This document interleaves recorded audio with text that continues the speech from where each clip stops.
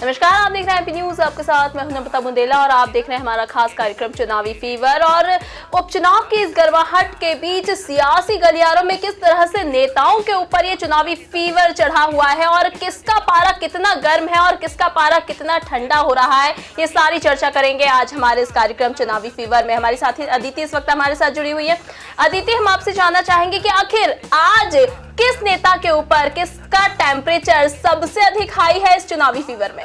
नम्रता, अगर हम high fever की बात करें तो इस वक्त अगर हम नेता कहें तो नेता बिल्कुल सही नहीं होगा, क्योंकि इस वक्त तो राहुल गांधी का फीवर कुछ ज्यादा ही हाई चढ़ा हुआ है। क्योंकि हाल ही में जो प्रधानमंत्री जी ने एंडरसन से पवन ऊर्जा के संबंधित बात करी थी उस मैटर पे, तो इस वक्त राहुल गांधी का जो टेम्परेचर है काफी हाई बढ़ा हुआ है, जिसमें प्रधानमंत्री ने ये कहा था कि हवा की जो नमी है उससे हम पानी निकाल सकते हैं क्या, और जो ऑक्सीजन है उसे हम हवा के तौर पर इस्तेमाल कर सकते हैं क्या, ऐसा कुछ मुमकिन है? तो वहीं अब राहुल गांधी ने उनका ये वीडियो लेकर ट्वीट कर दिया। तो राहुल गांधी तो अकेले ही पड़ गए, लेकिन प्रधानमंत्री के सपोर्ट में संबित पात्रा और रेल मंत्री पीयूष गोयल उतर आए और उन्होंने तो यहाँ तक ये भी कह दिया कि राहुल गांधी के आसपास लगता है किसी के अंदर हिम्मत नहीं है उन्हें बताने के लिए कि वो ये सब जो कर रहे हैं या कह रहे हैं वो गलत है। जी बिल्कुल, हमेशा राहुल गांधी जब भी पीएम मोदी पर निशाना साधते हैं तो खुद ही उस बयानों के चक्रव्यूह में खुद ही फंसते हुए नजर आते हैं। लगातार बीजेपी के नेता उन्हें घेरते हैं और फिर राहुल गांधी अपने ही कहे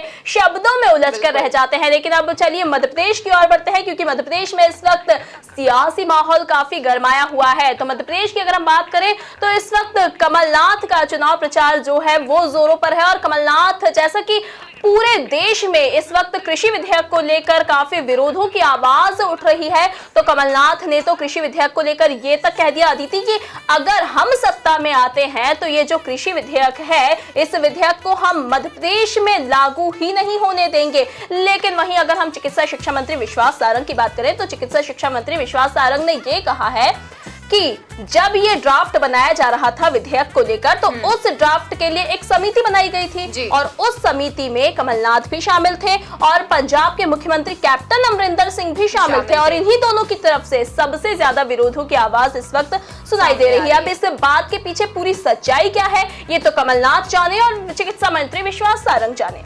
नम्रता, जब अब कांग्रेस की बात हो रही है, लेकिन काफी समय से जो देखा जा रहा है, मार्च में जब सिंधिया ने कांग्रेस छोड़ी थी तो सरकार गिर गई थी और काफी सारे मंत्रियों का पाला बदल खेल जारी है। लेकिन कुछ मंत्री इसी बीच ऐसे हैं जिन्होंने जितनी बार भी पाला बदला है उन्हें एक भी बार जीत का सामना नहीं करने को मिला। अगर हम बात करें गोहद विधानसभा से मेवाराम जाटव की, तो उन्होंने जितनी बार भी पाला बदला है उन्होंने हमेशा हार का सामना किया है। 2013 में जब वे कांग्रेस की तरफ से उन्होंने चुनाव लड़ा था उस वक्त भी लाल सिंह आर्य ने उन्हें हरा दिया था और इस बार रणवीर शौरी शायद इस बार उनके सामने है। अब देखना होगा कि क्या होगा, क्या लगता है, क्योंकि हर बार जितनी बार भी कुछ एक मंत्री है जिन्होंने जितनी बार भी पाला बदल दिया लेकिन अंततः उन्हें हार का सामना ही करना पड़ा। जीत उनके नसीब में नहीं सामने आ रही है। बिल्कुल, पाला बदलने की बात से याद आती है सबसे पहले ज्योतिरादित्य सिंधिया की, क्योंकि उन्होंने हाल फिलहाल ही पाला बदला है और उनके साथ साथ कई सारे नेताओं ने पार्टी बदल दी है। लेकिन ज्योतिरादित्य सिंधिया का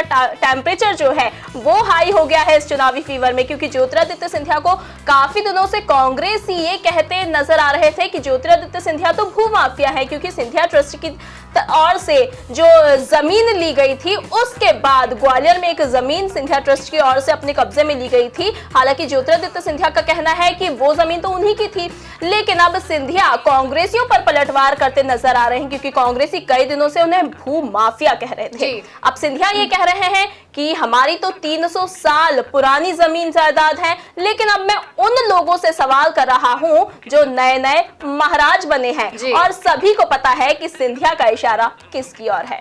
बिल्कुल नम्रता, लगातार जो देख रहे हैं हम, अगर हम पिछले कुछ समय की बात करें, कुछ 1-2 दिन पहले ही जैसे जो पूर्व मुख्यमंत्री कमलनाथ के काफिले पर पथराव हुआ था, जिसे लेकर कांग्रेस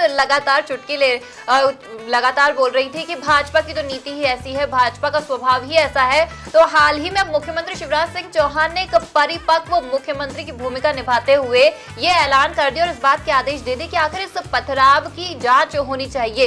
किसने इस पूर्व मुख्यमंत्री के काफिले पर आखिर पथराव किया, क्योंकि भाजपा का ये कहना है कि उनकी तरफ से किसी भी प्रकार का हमला या फिर विरोध नहीं किया गया है।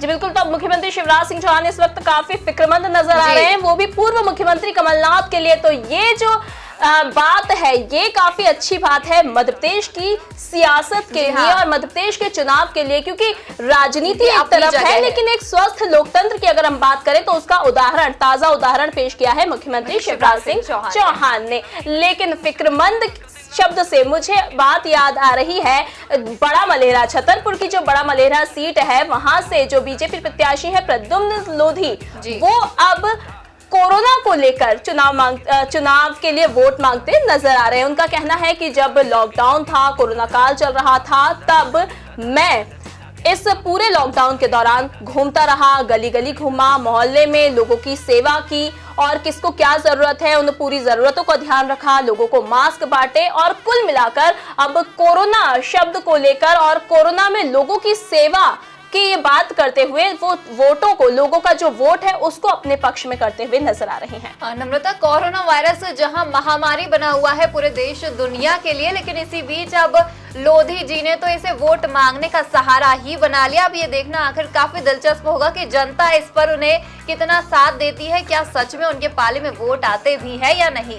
जी बिल्कुल, तो चुनावी फीवर में आखिर किस नेता का टेम्परेचर कितना हाई होता है और कितना लो होता है, क्योंकि अब जैसे जैसे उपचुनाव करीब आते जाएंगे नेताओं का ये जो टेम्परेचर है वो ज्यादा हाई होता जाएगा और कितना हाई होता है ये ताजी जानकारी हम आपको लगातार इस चुनावी फीवर के द्वारा लगातार पहुंचाते रहेंगे। नमस्कार। एमपी की नब्ज, एमपी का हाल, मध्य प्रदेश की हर खबर एमपी न्यूज टीवी के साथ। लगातार खबरों के लिए सब्सक्राइब करें हमारा YouTube channel MP news TV. Latest updates के लिए बेल आइकन दबाना जरा भी न भूलें।